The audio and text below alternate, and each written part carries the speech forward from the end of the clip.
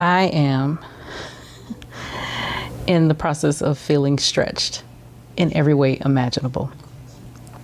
And I believe that that is happening. Why? Because anytime that you are being sent into a new space in life, anytime that you are being pulled or stretched by God to do more, to be more of who He made you to be, you have to be able to withstand some things. And one of the biggest things is how to address your anger, your emotions, how you respond to things, and when you respond to things, your tone, your facial expression. And I'm not saying that you are tolerating any kind of behavior. You're not tolerating things and being a doormat because you are a believer of Christ. Not saying that.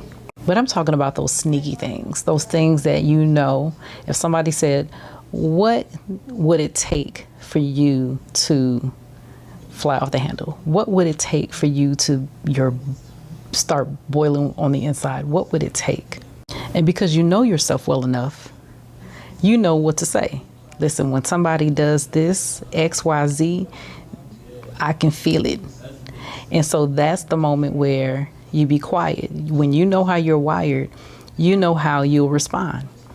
Some people are quick with it. I say it all the time. I love quick-witted people. Now, they are not always the nicest people. But listen, they will stand for their boundaries. They will tell you where to go and when to go and how to get there in an instant. They don't have to pause. They don't have to think or anything. Sometimes that's a good thing when somebody has learned how to manage their emotions. But then there's other people that it's like, listen, you need to go take some etiquette classes. Because there's always a way to do things, right? And of course, that doesn't mean that the person that you're dealing with is going to receive it in the way that they need to receive it. Listen, my saying, as always, they're going to have to be okay with not being okay.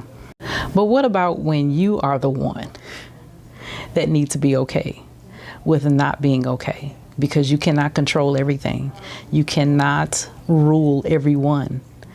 So you have to learn how to manage your emotions. You have to learn how to, in a healthy way, how to communicate and deal with your feelings and deal with how you're feeling when things arise, so that you are able to not be simmering on the inside and smiling on the outside, talking about you're okay when you're not.